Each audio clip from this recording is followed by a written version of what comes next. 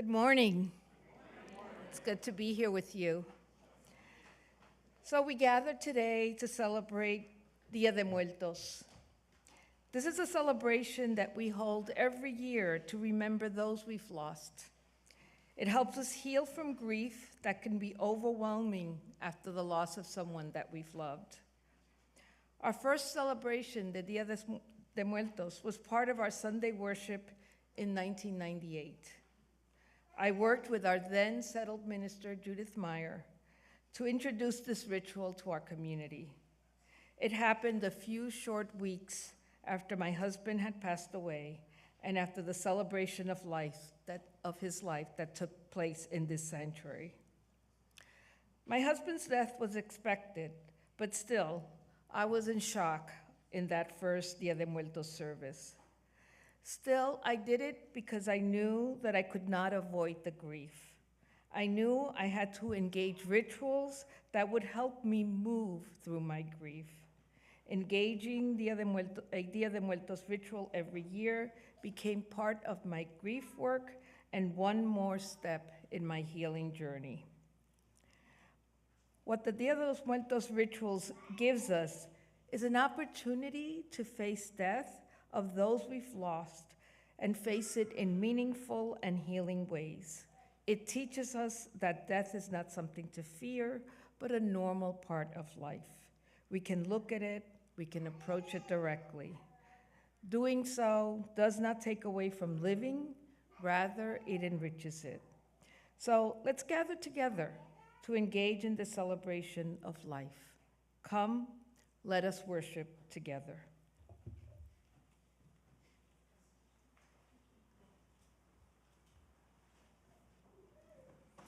Sebastian is going to come help me light the chalice today. Okay, this is kind of tricky, so I'm going to push this. Can you push down on that black button? Get in there. Just push really hard. Here we go. I'll help you. You can put yours on top. Under the top. There we go. Here, you help me just light it. There we go. Good job. Thank you.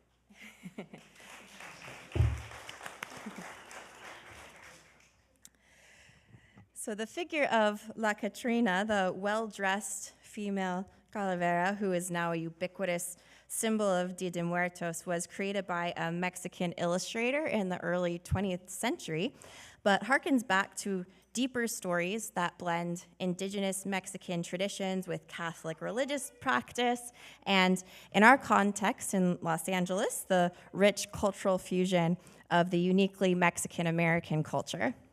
In this reading from a poem by Shanath Caraza, Catrina can be seen as a manifestation of the Aztec goddess of death, Mictecasuatl. As we light the chalice with this reading, we honor traditions both ancient and new, and remember our ancestors whose diverse ways of being informed who we have become. Mictecasuatl it was, as an elegant Catrina, the one in the wide-brimmed hat transforms herself. Garnet floods one's sight, crimson memories flow, while autumn leaves paint wide-open prairies. Tree of life, extend your branches and allow the spirit's rebirth. On the tips of the branches, flares of divine fire flicker. Ancient river, roar of courageous water flowing through caves. You were born as thunder in one's ears. Butterflies, listen. Behold, orange, fluttering, fill her with your vital life force. Spirits of the ancestors, cover her heart.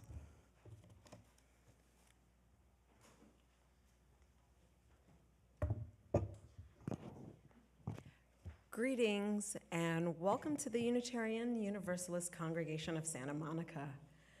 At this time, we kindly ask that you silence your cell phones to ensure everyone's comfort. I am Dr. Susan Hendricks, and I am thrilled to again serve as your worship associate on this reflective Sunday morning. Whether this is your first visit or you've been part of our community for years, or you are joining us in person in the sanctuary or tuning in online from near or far, we are thrilled to have you here with us today. Bienvenidos and welcome. Our congregation is open and affirming, welcoming people of all identities, backgrounds, and abilities. We are committed to intersectionality, anti-racism, and building a community that is radically inclusive, whole, just, and sustainable. We celebrate a wide range of beliefs, values, and principles, and draw wisdom from both ancient and contemporary, sacred and secular sources. Our ministries and programs, including chalice circles, meditation meetings, book clubs, religious education for children and youth, and activities for all ages, are here to serve our congregation and the broader world. We also partner with social and environmental justice advocates to promote our core UU value of love, as well as interdependence, justice, equity, transformation, pluralism, and generosity. There's truly something for everyone here, and we warmly invite you to consider becoming a member to support the transformative work we do. May you find inspiration, comfort, and a sense of community with us today. As we gather in the sanctuary and in our virtual spaces, we recognize that our homes and the homes of most of our members and friends are located near the sacred waters and upon the unceded lands of indigenous people.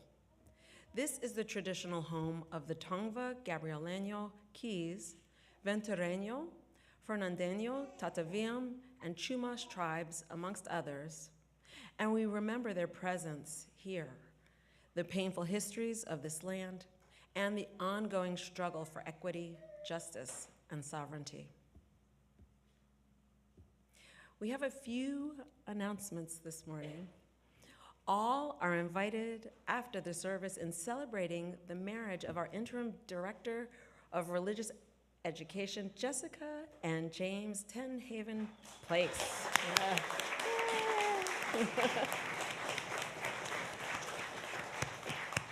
Their wedding was on October 19th in Zeeland, Michigan, and all were able to enjoy absolutely perfect fall weather. Cake and bellinis will be served in honor of this special occasion. I'm sure we'll all be there. Our annual Garden of Eternity service will follow this morning's worship at noon in the garden. All are invited to bring the names and memories of anyone they would like to remember this year. We will especially remember those whose names are inscribed in the garden and within the hearts of those gathered. Immediately after the Garden of Eternity Memorial, join the Women Plus community meeting for lunch under the shade structure. Women Plus includes our gender fluid and non-binary siblings. Bring us your monthly pet food donations. Our UUSM Animal Ministry will donate pet food to the Los Angeles Animal Service Pet Food Pantries, assisting low-income families and individuals experiencing financial hardship who need help feeding their animal companions.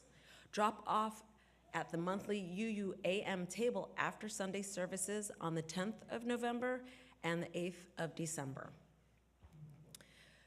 The UUSM Art Committee is hosting our annual craft fair fundraiser and invites members and friends to participate. If you create handmade items like pottery, fused glass, prints, or fabric art and would like to bring them for the sale on Sunday, November 24th, please reach out to Betty Barclay for details. Join us in offering unique choices for our shoppers. And I had 5, but then Norm came up to me with a 6th announcement. Norm Ritchie, Chair of Membership, will be scheduling a Membership 101 class soon. If you've been attending UU Santa Monica once or a few times and have a sense that you would like to become a member and join our loving, active spiritual community, please email Norm at membership@uusm.org.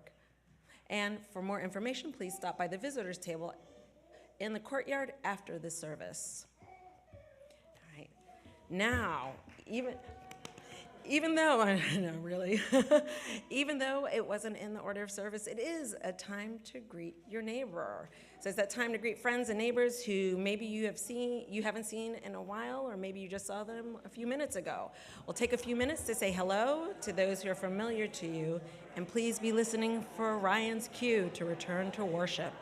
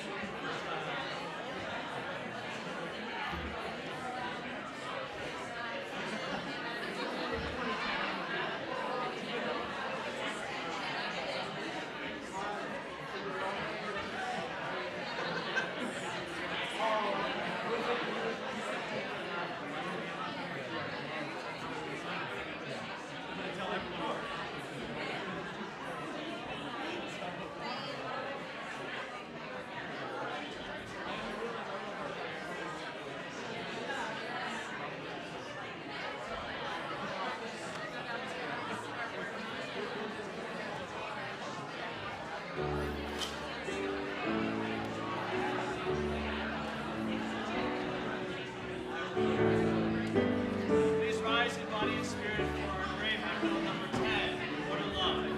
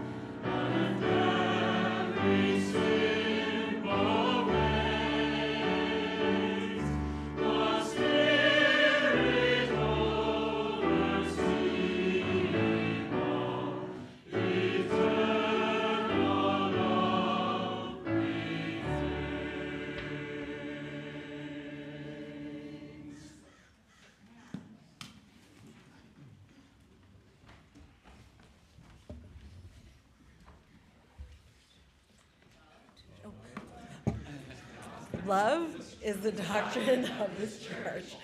The quest for truth is its sacrament, and service is its prayer. to dwell together in peace, to seek knowledge and freedom, to serve humankind in fellowship, thus do we covenant with each other.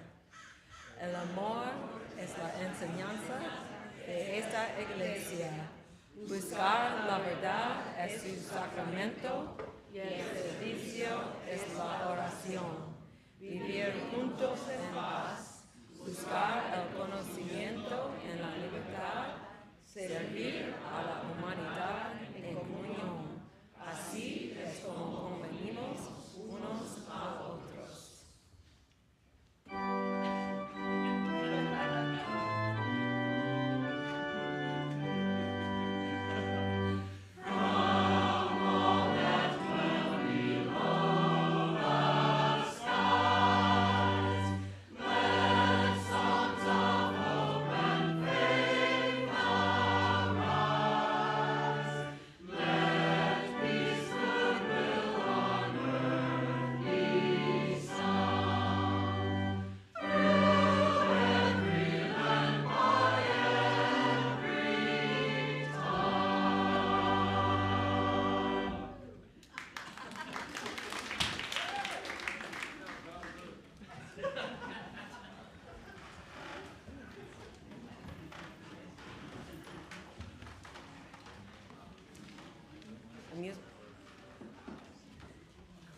Music for the morning will be performed by our UUSM choir, Remembrance by Will Todd. As the choir comes up, I want to give a special thank you to our guest conductor, Evan Roberts. I've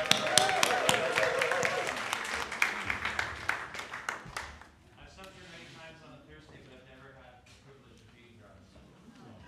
Very good. And also, so, but thrilled to be here.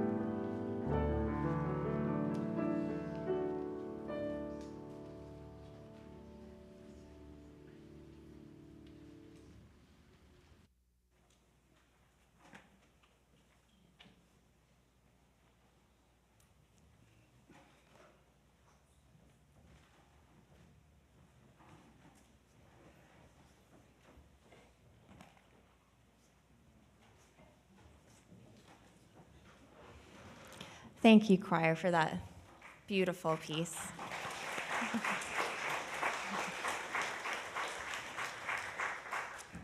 If you have a donation for the West Side Food Bank, I invite you to come on forward and place it into our basket up front.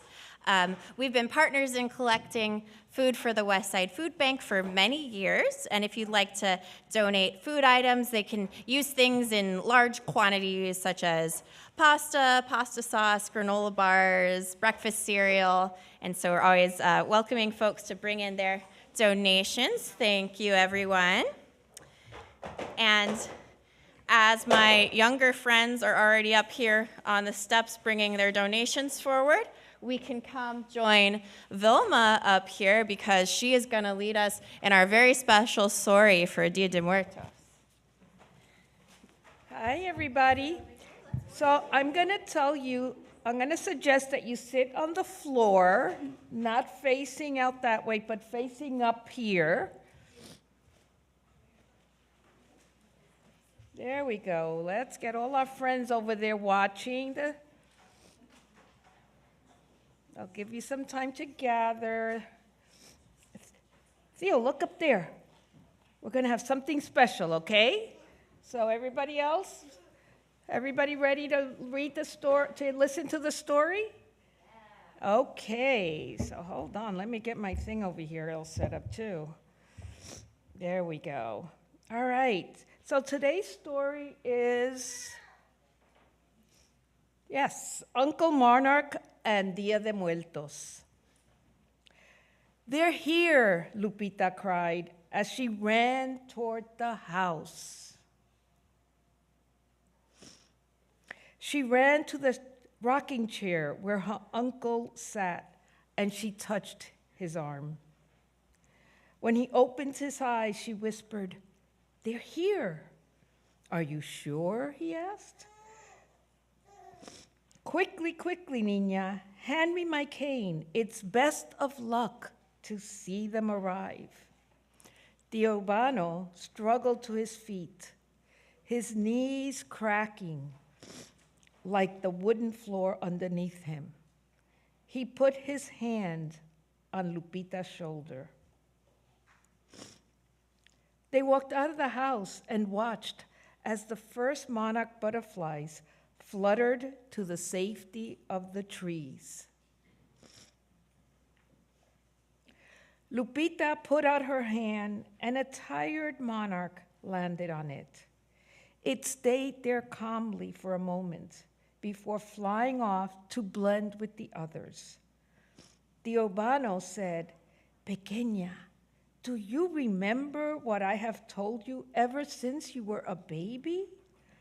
Lupita nodded and said, "I must never capture or hurt a monarch, for they are the souls of our dead ones who have come back to visit us before Dia de Muertos."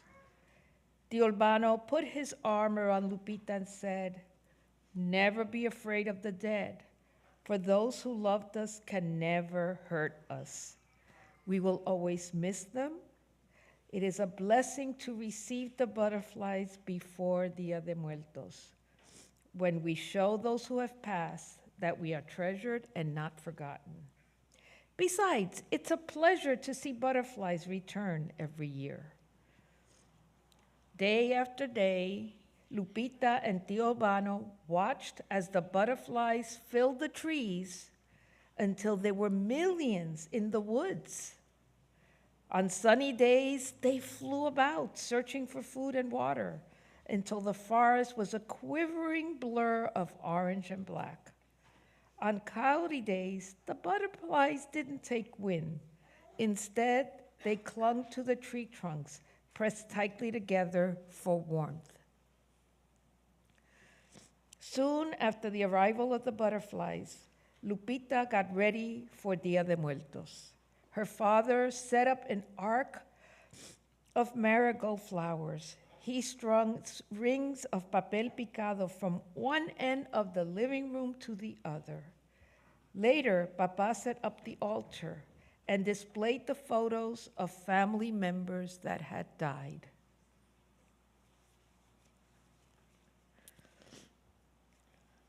Mama gathered the ingredients she would need for preparing pan de muertos.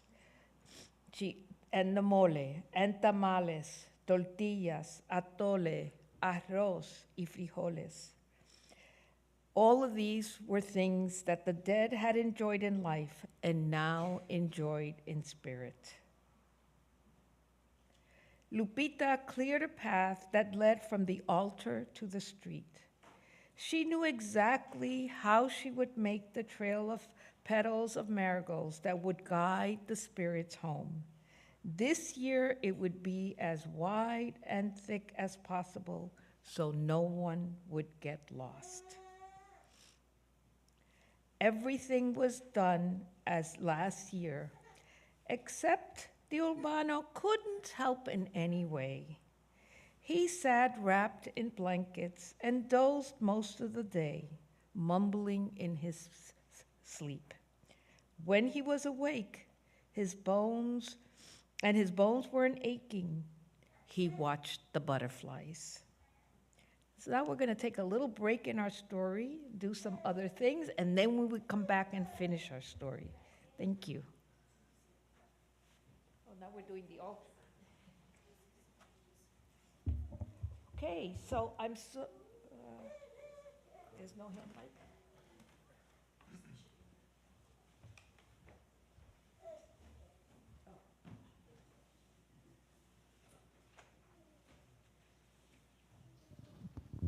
Okay, so now we're going to talk about this beautiful thing here. What is this? Anybody know? What is this? An ofrenda. Thank you, Sebastian. That was great. So I think you've seen this before, right? Yeah, some of you have seen this at school, or maybe you do this in your own home. And this is a Mexican ritual. And it is where we think about people who have died, who we loved, like grandparents, or maybe even friends. And we bring photos of the people who have died, and we put them on the altar. And we have flowers. Anyone know what kind of flowers these are? Marigolds. Flor de muertos, flower of the dead. We have skulls. Sometimes we have these of sugar skulls. I didn't have any sugar skulls this year. But instead of being scary things, they're celebratory things. We celebrate the people who came before us, and we invite them to come back and be with us during this short time so that we remember them, okay? And so we set up at the altar with the remembrance of the people who have died, with the flowers, with the pan de muertos, with candles, with art, all of things that remind us of the people we loved and how we welcome them back to be with us. So thank you, friends. You have been awesome listening about the ofrenda. Thank you.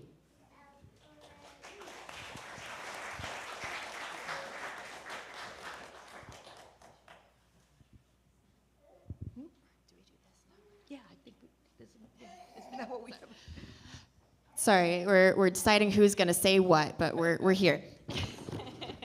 So as we had in our story, the monarch butterflies, we've made lots of paper butterflies here that we can all take, and you'll also find some crayons and colored pencils over there by our tree. Do you see our tree that's over there? And so what we are going to do is take a butterfly, and so we're going to let the kids go first, but grown-ups are also invited to participate, and write down a name. It can be a name of someone who you have known who has died, maybe an older person that you know, or even, we remember a lot of people who we might not have known personally, but still meant something to us. I know we have a remembrance for Fernando Valenzuela up there on the ofrenda. And so there are people who are precious to us that we may never have even met in person, or my beloved cat passed away this year, and so even animals that were precious to us that we remember in our hearts. cards. And so I'm going to come over here, and everyone can come forward and get a butterfly and find a crayon or a colored pencil, and we can hang our butterfly up on the tree in remembrance of those people that have gone on before us.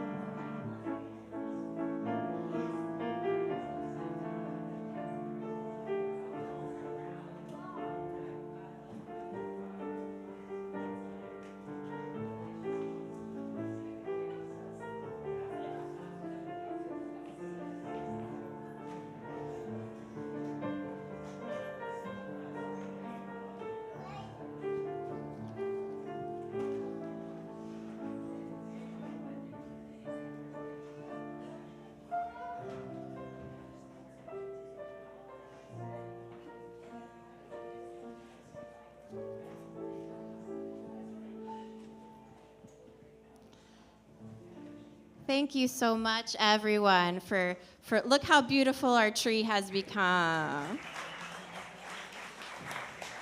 Lovely. And that reminds me of how, when we of course we feel very sad when we lose people who are close to us. And it can sometimes, we think, well, maybe it'll make me too sad if I talk about them and remember them. But when we take time to remember them and honor all of the things they brought to our lives, it creates more beauty in the world and things that we can still hold with us. So thank you, everyone, for helping with our tree. And if our young friends want to come back down here, we're going to hear part 2 of our story. So let's gather back where we can see the pictures, and Vilma will tell us the rest of our story.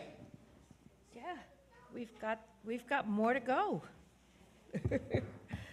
All right. So we're back to sitting here on the floor, looking up at the screen. You can take a butterfly if you want. It's okay. There's some extra ones here, too. Okay, so we're back to listening to what happened to Lupita and Tio Urbano. A few days before Dia de Muertos, Tio Urbano took to his bed. Lupita sat by his side for hours. She stroked his hand and spoke to him about school and her friends, but he never opened his eyes. One morning, Lupita was dreaming of butterflies when she felt a hand on her shoulder. She opened her eyes and she saw the tears tracing a path down her father's cheeks, and she knew. Tio Urbano, she asked in a whisper. Papa nodded. I know how much you will miss him, he said, but try to remember the good times you spent with him. He would like that. After that, the days were cold and dark for Lupita. Tio Urbano's photo was added to the other ones on the altar, and a plate of his favorite enchiladas was added to the other dishes. Lupita missed seeing him in his old rocking chair. A gray feeling filled her heart. She felt better only when on sunny days the monarchs flew around the meadow. On the first day of November, Dia de Muertos arrived. That night, Lupita's family and neighbors gathered in the cemetery. They lit torches and candles, and each family cleaned their relatives' gravestones. They painted the gravestones in bright colors and covered them with flowers and food. Some prayers were said, and a woman sang a hymn accompanied by a guitar. After a while, an air of festivity spread throughout the cemetery as the adults told stories and ate their fill. Children played hide and seek among the gravestones. Lupita looked at the new grave that needed no fresh paint. She stayed close to her mother. Later on, she wrapped herself in a warm blanket and fell asleep. Early the next morning, Mama woke Lupita and whispered, "Come, pequeña, it's time to go home." While Mama and Papa walked ahead among the graves, Lupita turned one last time to look at the Urbano's gravesite. On one of the flowers was a lone monarch butterfly, gently moving its wings. Lupita watched as it rose and fluttered above her head and flew away. She stared until she lost sight of it among the trees. Then she smiled and whispered, "Goodbye, Tio Urbano, my uncle monarch. I'm sure I will see you next year." Then Lupita left the cemetery, and as she ran to catch up with her family, she felt the gray begin to lift from around her heart. And that is the end of our story. Thank you, friends, for being such great listeners. Thank you. Everybody can remain Seated down here if we want. We're going to have some fun now as the gray is lifting and we come into the spirit of Dia de los Muertos with our centering meditation to remember that we too are all spooky, scary skeletons. Let's begin by taking a few deep breaths together, bringing life to our sometimes worn down skeleton bodies and infusing them with the life force of our breath as we also breathe out any energetic dust and cobwebs that may have been gathering within. Breathing in, we find our centeredness, and breathing out, we release any stresses or tensions that we've been holding too close. Breathing in, we remember love, and breathing out, we cleanse whatever keeps us from being more loving. Breathing in, we remember we are connected to our ancestors. And breathing out, we let go of our forgetfulness. This meditation is by the Reverend Katie Kandarian Morris. So as we begin, let's settle into a deeper and more inward place and be fully present right now in this place made for head and heart together.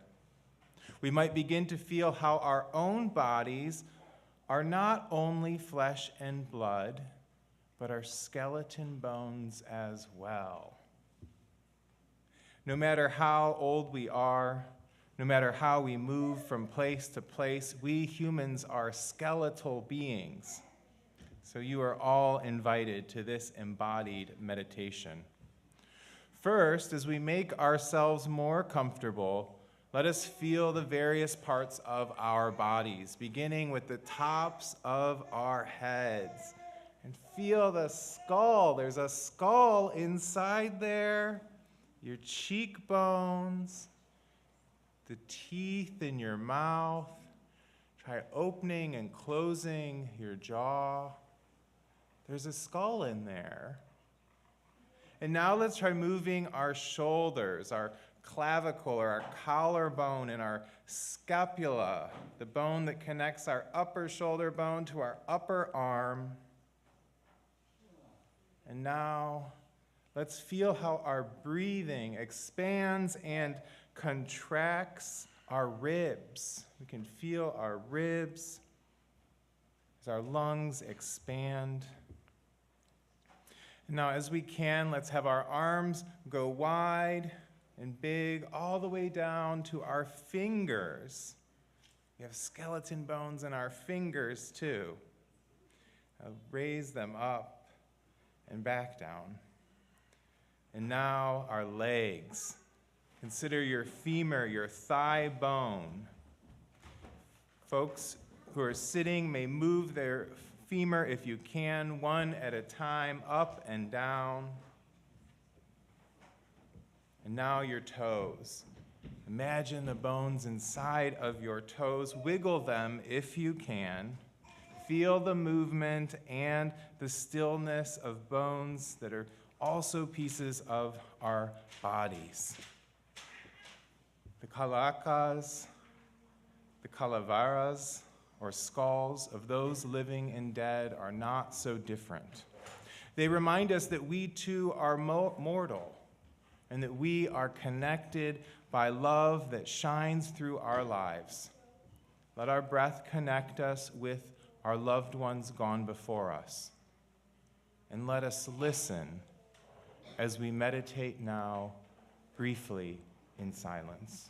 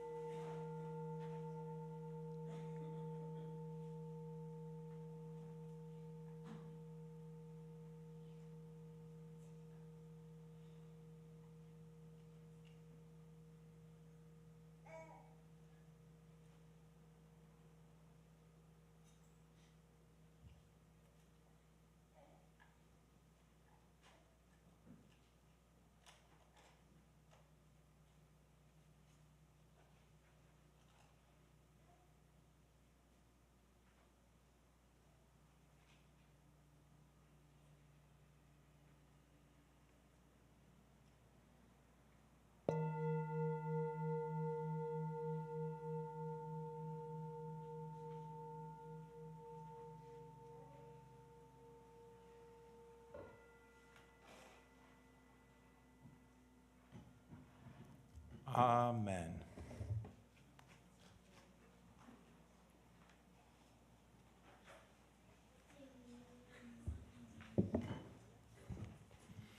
As we celebrate our ancestors at this turn of the seasons, we want to remember those of our church members who died during the last year and the many contributions they made to our beloved church community. We remember Nora Hamilton, who was a longtime friend of our church community. She supported and participated in many of our social justice actions.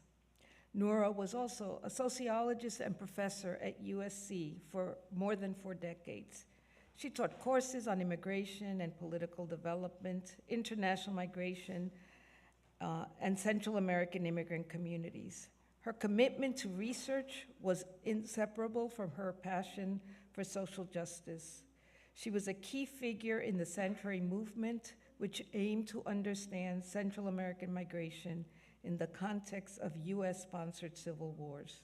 She was a strong advocate for Central American communities in LA. And just a personal note, even before I had met Nora shortly after arriving at UCLA, I was familiar with her academic work and was teaching it in my own courses. So it was a pleasure to have her be part of our UU community for many years.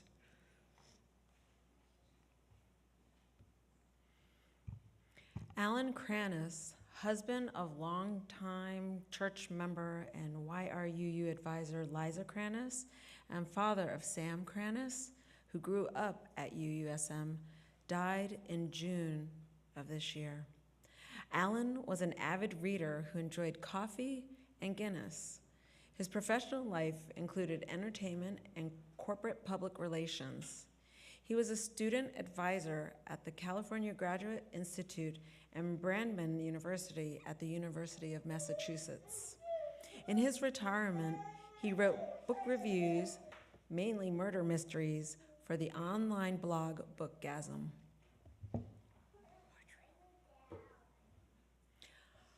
Marjorie Anapov was a member of UUSM for many years and moved in early 2021 to Underhill, Vermont to be with her sons. She passed in March of this year. Julia Jonathan was a member of our congregation for many years until she moved to Arlington, Massachusetts in 2022. She was born in England and came to the US in 1961, and then lived in various cities in the US over the next 60 years, her longest period being here in Santa Monica, where she was part of our congregation. She was an actress in many theatrical productions and a proud member of the Actors Equity Association, the Screen Actors Guild, and the Film Artists and American Guild for Musical Artists. She was also a bookkeeper for many years.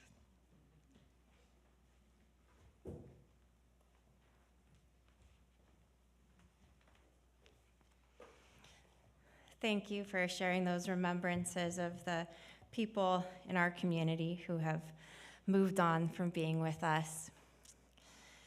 I'm really excited to be here today. Obviously, I'm always here for costume. If anyone wants some of my Dia de Muertos face tattoos, we'll probably have extra when the kids are done, so find us in there.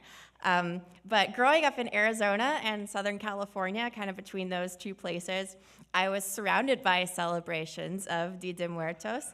The iconography of the golden marigolds on the ofrendas and calaveras were beautiful but mysterious and maybe a little spooky to a young Baptist gringa. But when I found out that celebrating Day of the Dead was a tradition here, I was excited to learn more about a holiday that I'd always regarded with what Barbara Brown Taylor calls holy envy. The Day of the Dead brings us into a liminal space, a place between places, in this case, between the world of the living and the world of the dead. And it invites us to hold two feelings at the same time. Remembering our departed loved ones brings sadness, but the holiday invites us not to weep, but to celebrate the joy of their memories and our own joy in being alive. Dia de Muertos reminds us that the clear-cut dividing line between supposedly oppositional categories is not as real as we like to pretend. Life and death, sadness and joy, Mexican and American, or whatever mixture of cultures our ancestors gifted to us. These are realities that people experience simultaneously, not usually separately. Day of the Dead celebrates that. And that celebration often pours over into laughter. It was a great example today as some of us were getting teary-eyed coming up to put our butterflies on, but then also some of us giggling as we were struggling to get them to stay on the branches and the kids are crawling around. That laughter and sadness existing in the same space. And humor is an essential part of Dia de Muertos, and in my opinion, an essential part of processing death as well. As Mexican artist Frida Kahlo said, "There's nothing more precious than laughter. It is strength to laugh and lose oneself, to be light." It reminds me of a story my mom shared when we were all together last week for the wedding. Her mother, my grandmother, died of Alzheimer's, a long and difficult process. At one point in her illness, Mom was struggling to help Grandma put her pants on, and soon her sadness and frustration gave way to hysterical giggling at the tragic absurdity of it all. And for some reason, in that moment, Grandma slipped back into lucidity and asked my mom what she was laughing at. "I'm trying to get you to put your pants on," she said through tears of laughter. Grandma started laughing too and looked Mom in the eye and said, "Don't stop laughing. You need to be able to laugh to get through this." And I think Grandma would still laugh at that story if she was here. When my family gets together and laughs about all the funny memories about people who've departed from us, that's when they feel most present with us. There's a reverence for them in that irreverence that lightens our grief. This week I learned about a funny Day of the Dead tradition that I really like called Calavera Literaria, which are lighthearted, humorous epitaphs written in poetic form. For example, "The most hateful critic finds himself compliant when hearing guitars, which are really quite giant. Bigger is better, the musicians say, so más y más grow the guitars that they play. And that's where they found Juan, a guitar big and wide, fell on him and crushed him, and that's how he died." So literary calaveras can be silly like this, but they were also used as a form of political satire, with the first ones that were actually published being in the Mexican newspaper El Socialista in the 1840s. Humor has a great power to tell the truth, to point out that the emperor has no clothes. And these poems can also serve a kind of therapeutic purpose, poking fun at dear departed Uncle John's bad coffee breath or undying love of a losing football team. The laughter conjured when these poems are shared among family and friends can help us feel the lost one's presence with us, invite them into the world of the living again. So this is my challenge to everyone today, young and old. When you go home or when we're hanging out and having coffee together, you can either try to write your own literary calavera if you're a literary person about a loved one who has passed away and share it with family and friends, or simply share a funny story about someone you've lost. Day of the Dead teaches us that humor is a holy thing.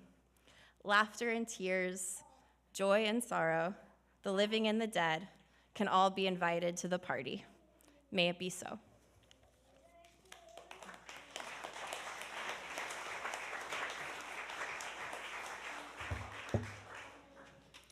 As a generous congregation and as part of our spiritual practice, half of this morning's offering will go to support the good work of this congregation, and half will be shared with an organization that furthers our UU liberal religious values and principles in the wider world.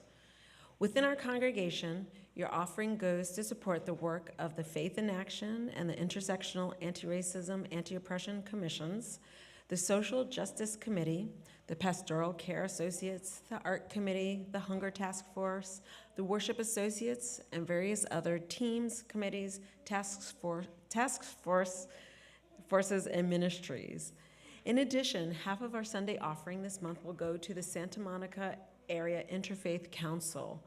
The council's mission is to create a collaborative environment among peoples of all faiths in this region through education, community activities, and interfaith dialogue that will foster peace and justice.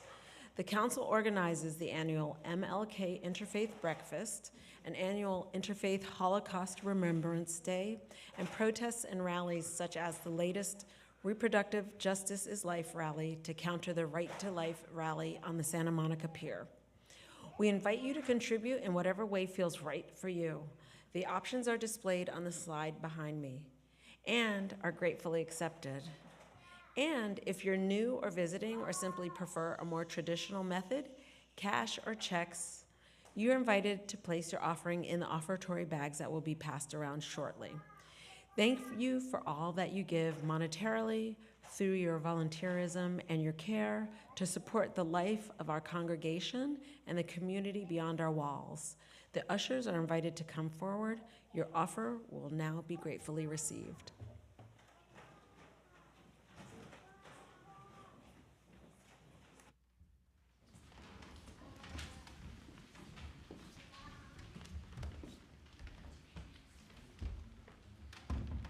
While the choir's getting set up, this piece, La Llorona, is a traditional Mexican folk song, and the text tells the story of a man who sees a woman who's incredibly beautiful, and so he climbs to the top of a tall tree to see her, and there are flowers along this tree, I'll just read some of the text directly because it's just so lovely. I climbed to the highest pine tree to see if I could spot you, and the pine tree was so gentle that seeing me cry, it also cried. I don't know what's in the flowers, these cemetery flowers, but when they are moved by the wind, they seem to be crying. It's La Llorona.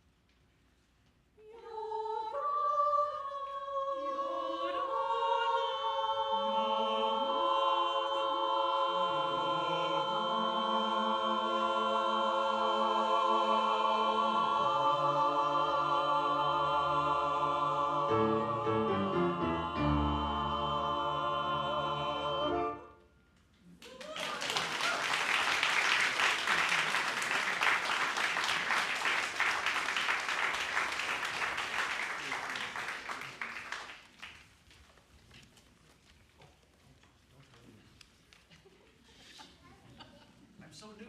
Showing how new I am. This is a please rise moment. Please rise in body or spirit for our Orteal hymnal number 1001. This is Rex.